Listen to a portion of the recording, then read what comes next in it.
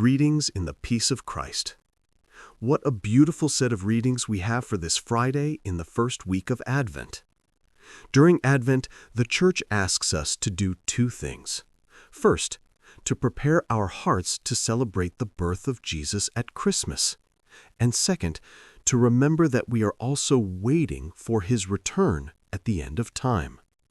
Our readings today are perfectly chosen for this season of hopeful waiting, as they show us the journey from a world in darkness to the healing light that only God can bring. Let's explore these readings together, step by step. Our first reading comes from the great prophet Isaiah, who was speaking to the people of Israel during a very difficult and dark time. They felt forgotten, oppressed, and far from God. Into this darkness, Isaiah delivers a powerful message of hope, a promise of a future so bright it's hard to imagine. God says that everything will be turned right side up. First, barrenness will become fruitful. Lebanon shall be changed into an orchard. Imagine a desert suddenly blooming. Second, the afflicted will be healed. On that day the deaf shall hear, and out of gloom and darkness the eyes of the blind shall see. Third, the social order will be fixed. The lowly will ever find joy in the Lord, while the tyrant will be no more. This is a promise of total restoration. For the people listening to Isaiah, this was a future hope. But for us as Catholics, we read this as a prophecy, a clear signpost pointing directly to the person who will come to do these very things, Jesus Christ. Isaiah is setting the stage, telling us what to look for. The key sign of God's arrival, he says, will be that the blind receive their sight. After hearing such a powerful promise, how should our hearts respond? The responsorial psalm gives us the perfect words. It's a song of profound trust. The psalmist declares, "The Lord is my light and my salvation." This isn't just poetry.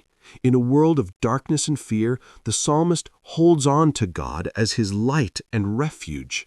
This psalm captures the true spirit of Advent. We are the ones in the land of the living who are waiting to see the bounty of the Lord. And what is our job while we wait? The psalm tells us clearly, "Wait for the Lord with courage, be stout-hearted, and wait for the Lord." This isn't a passive, bored waiting like at a bus stop. This is an active, courageous, and hopeful waiting. We wait with certainty, knowing that the light is coming. This brings us to our gospel, and it is truly breathtaking. If Isaiah gave us the promise and the psalm gave us the song for the waiting, the gospel shows us the promise coming true right before our eyes. Two blind men are on the side of the road. They are the very picture of the lowly and poor that Isaiah spoke of. They are living in that gloom and darkness. They hear Jesus is passing by, and they cry out, "Son of David, have pity on us." This is the most important part of the story. They don't just say, "Jesus, help us."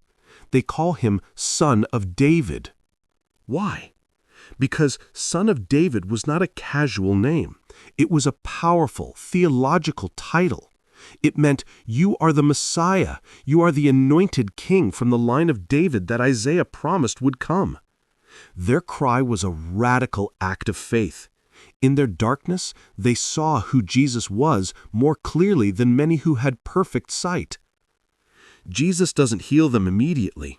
He waits until they follow him into the house, away from the crowds, and asks them a direct question. "Do you believe that I can do this?" Jesus' miracles are never magic shows. They are always personal encounters that invite a response. He wants their faith, not just their amazement. He is drawing their belief out, making it strong and clear. They respond with a simple, total, "Yes, Lord." Only then does Jesus touch their eyes, saying, "Let it be done for you according to your faith." He doesn't say, "Let it be done by my power," or "Let it be done because you shouted loudly." He links the healing directly to their faith. Their faith was the channel that allowed God's healing grace to flow into them. And just like that, the promise from Isaiah, hundreds of years old, is fulfilled. The eyes of the blind shall see. The light of the world, as the psalm called him, has brought light to their eyes. The story ends with them being so full of joy that they can't obey Jesus' command to be quiet. How could they? When you've lived in darkness and suddenly see the light, you have to tell everyone. This joy is the true mark of a true encounter with Christ. This is not just a story from 2,000 years ago. It is a story for us today. This word must be applied to our daily lives. The central theme is spiritual blindness and the faith that heals it. Here are some concrete ways to live this lesson during Advent. 1. Identify your blind spots. We may have 20/20 vision, but we all have spiritual blind spots. Take a few minutes of quiet prayer and ask God, Lord, what am I blind to? Am I blind to the needs of my spouse or children? Am I blind to a prejudice or bias I hold against a coworker or neighbor? Am I blind to my own sin or a bad habit I refuse to see? Am I blind to the many blessings you've already given me? This examination of conscience is the first step to healing. 2. Cry out with the Jesus prayer. The blind men gave us a powerful and simple prayer. Son of David, have pity on us. The church has a version of this called the Jesus prayer. Lord Jesus Christ, Son of God, have mercy on me, a sinner. When you are in traffic, waiting in line, or feeling overwhelmed, repeat this prayer in your heart. It is a way of following Jesus and presenting your own spiritual blindness to him, just as the men did. 3. Wait with courageous hope. The psalm tells us to wait for the Lord with courage. This Advent, you will spend a lot of time waiting, in lines, for packages, for family to arrive. Transform that wasted time. Instead of pulling out your phone, use those 30 seconds to be stout-hearted. Offer a silent, "Come, Lord Jesus," and remember that you are waiting for the light of the world who has already come and will come again. 4. Share the good news you have seen. Like the men who were healed, we are not meant to keep our faith a secret. This week, share one small story of how God has been a light for you. It doesn't have to be a grand speech. It can be as simple as telling a friend, "I was feeling really down, and I prayed, and I felt a sense of peace." Your personal testimony is the most powerful way to spread His word. In summary, today's Advent readings show us the beautiful arc of God's plan, from promise to fulfillment. The prophet Isaiah told of a coming time when God would heal the world, with the blind seeing as a key sign.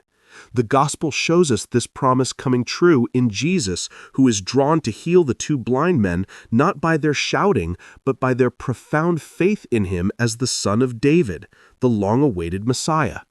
This encounter teaches us that faith is the key that opens our lives to God's healing power, as Jesus' words, "Let it be done for you according to your faith," are spoken to us as well. Therefore, our most important application is to identify our own areas of spiritual blindness, our prejudices, our stubbornness, or our lack of charity, and to cry out to Jesus with that same persistent faith, asking Him to open our eyes.